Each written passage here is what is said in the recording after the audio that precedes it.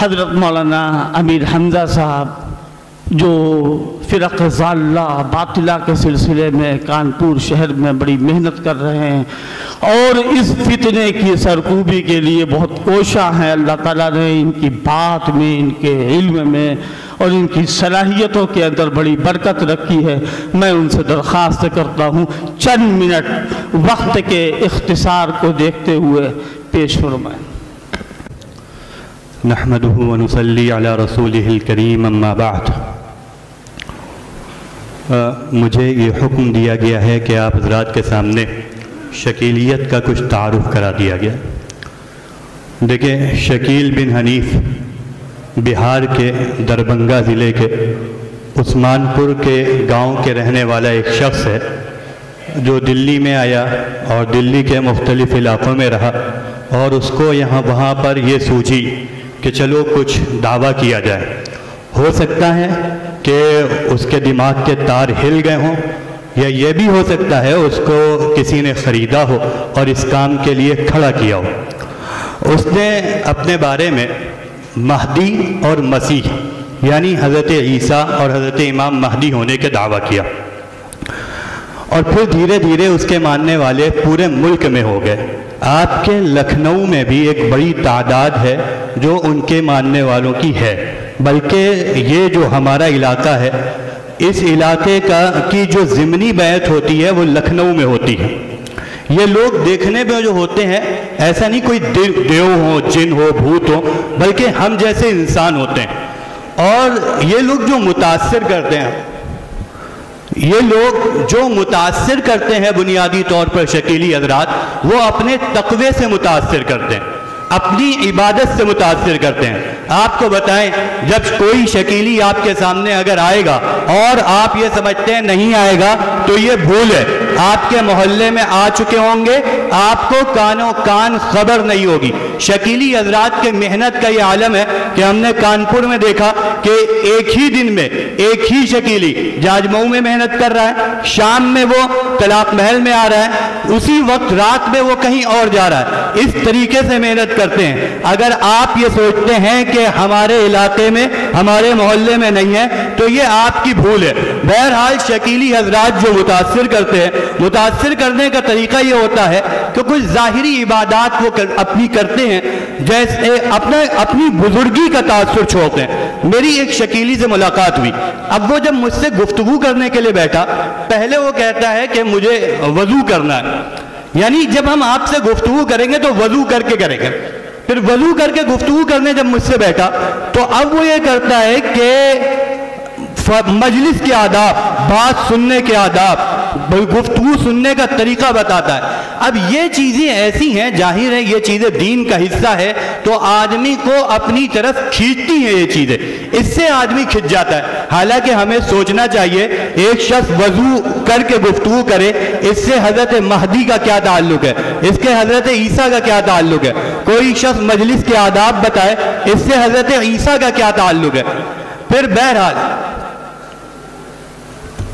آگے یہ حضرات جو کرتے ہیں وہ یہ کرتے ہیں کہ علامات قیامت آپ کو بتائیں گے، اور کچھ علامات قیامت آپ تھوڑی دیر میری طرف متوجہ ہو جائیے خدا کے واسطے. کام کی باتیں آپ کو پتہ چل جائیں گی، ہو سکتا ہے آپ اور آپ کے ذریعے کوئی ایک مسلمان فتنے سے بچ سکے. وہ کرتے یہ ہیں کہ علامات قیامت بتاتے ہیں، بلکہ علامات قیامت آپ کو بتائیں گے نہیں، کچھ آپ کو دکھا دیں گے. مثلا رسول اللہ صلی اللہ علیہ وسلم نے فرمایا آخری دور میں کچھ ایسی عورتیں ہوں گی جو لباس پہن کر ننگی ہوں گی. اب اس حدیث کی تشریح اور مصداق آپ کو دکھا دیں گے. آپ کو دیکھ لیا، یہ بتائیں گے کہ یہ ہو رہا ہے. یعنی امت میں مرض بتائیں گے کہ یہ تمام مرض پھیل لیں. یہ ہماری قوم کا بڑا المیہ ہے کہ ہم لوگ مرض بتانے والے سے متاثر ہو جاتے ہیں. جو مرض بتاتا ہے ہم اس کو ڈاکٹر سمجھ لیتے ہیں. مرض بتانے والا ڈاکٹر نہیں ہوتا. ڈاکٹر کا کام ہوتا ہے علاج کرنا. مرض پتا ہو یا نہ پتا ہو، معلوم ہو یا نہ ہو، اگر ہم ٹھیک ہو جائیں، یہ ماہر حکیم اور ماہر ڈاکٹر کی نشانی ہے. تو یہ لوگ امراض بتا کر آدمی کو متاثر کرتے ہیں، اور جب آدمی متاثر ہو جاتا ہے تو پھر اب وہ کچھ بھی دین کے نام پر بتاتے ہیں وہ آدمی قبول کر لیتا ہے۔ تو بنیادی طور پر یہ لوگ متاثر کرتے ہیں اپنے اعمال کے ذریعے، علامات قیامت کے ذریعے۔ ہمیں کرنا کیا چاہیے؟ ہمیں کرنا یہ چاہیے کہ جو شخص علامات قیامت کو خوب بیان کر رہا ہے ہمیں اس پر نگاہ رکھنی چاہیے، ہو سکتا ہے ایسا شخص شکیلی فتنے سے متاثر ہو۔ دیکھیے ایک بات ہم بتائیں کہ کوئی بھی فتنہ آپ پر حملہ آور تب ہو سکتا ہے جبکہ آپ کی کیسٹ خالی ہوگی، یعنی آپ نے اس فتنے کے بارے میں نہیں جانا ہوگا۔ بھائی کیسٹ میموری کارڈ اگر خالی ہے تو اس کو کوئی بھی بھر دے گا۔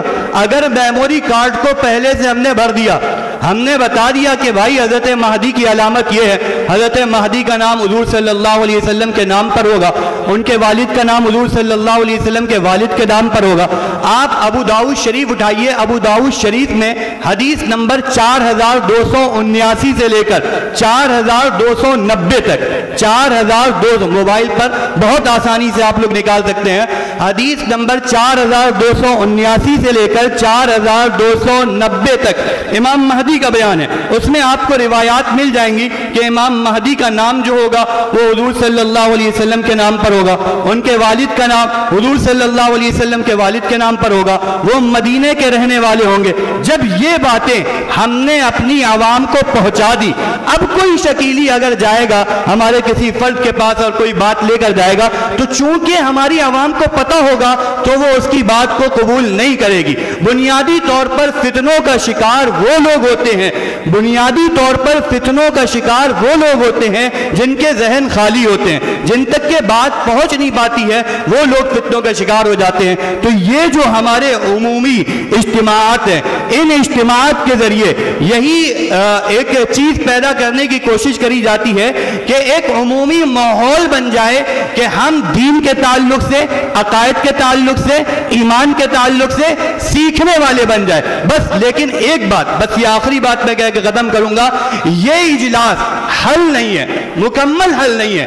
آپ کو خصوصاً جو ائمہ حضرات ہیں ان حضرات کو فارغ کرنا پڑے گا، ان حضرات کو بھیجنا پڑے گا مولانا عبد الباری صاحب کے پاس۔ اگر یہ جو ائمہ حضرات ہیں یہ مولانا عبد الباری صاحب فاروقی دامت برکاتہ ان کی آنکھ ناک کان زبان بن جائیں گے تو انشاءاللہ کوئی فتنہ پنپ نہیں پائے گا۔ اور اگر اس اجلاس کے بعد بالکل خاموشی ہو گئی، ایک جلسہ ہو گیا، ختم ہو گیا، تو فتنہ مزید ابھرے گا، فتنہ رکے گا نہیں۔ تو آپ حضرات یہ کریں کہ اپنے اپنے علاقے سے اپنے اپنے اماموں کو مولانا سے جوڑیں، مولانا ان کو مواد دیں گے اور اس کے ذریعے محنت کی جائے گی، انشاءاللہ اس کے بہتر فوائد ہم سب کو نظر آئیں گے۔